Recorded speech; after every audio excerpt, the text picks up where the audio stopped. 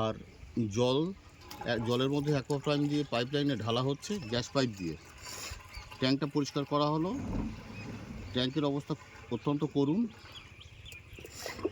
ট্যাঙ্কের জল পাইপলাইনে যাচ্ছে না।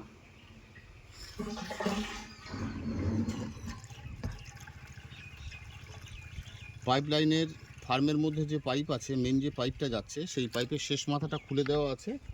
আমরা যে জল ঢালছি সেই জল শেষ মাথা অ্যাসিড মিশ্রিত সেই জল পাইপলাইনের ভেতর দিয়ে গিয়ে ফার্মের শেষ প্রান্তের যে পয়েন্ট আছে সেইখান থেকে যদি বেরিয়ে যায় তাহলে বুঝবো যে এই অ্যাসিড মিশ্রিত জল পাইপলাইনের শেষ মাথা পর্যন্ত গেছে। ওই মাথাটা যদি আটকানো থাকে তাহলে এই জল কিন্তু শেষ মাথা পর্যন্ত নাও পৌঁছাতে পারে, কারণ ভেতরে এয়ার থাকলে জল নাও যেতে পারে।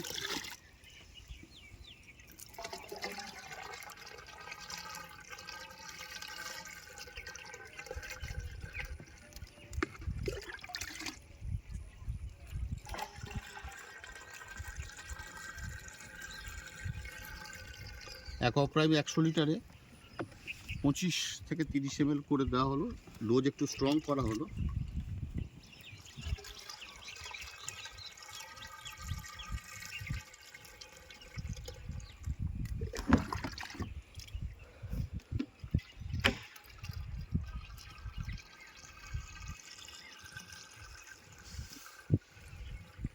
সেম পাইপলাইন ক্লিনিংয়ের প্রক্রিয়াটা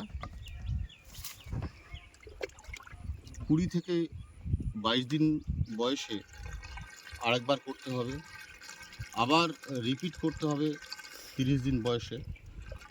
এসওপি অনুযায়ী, নিয়ম অনুযায়ী সপ্তাহে একবার করার দরকার, অ্যাটলিস্ট 10 দিনে যেন একবার হয়।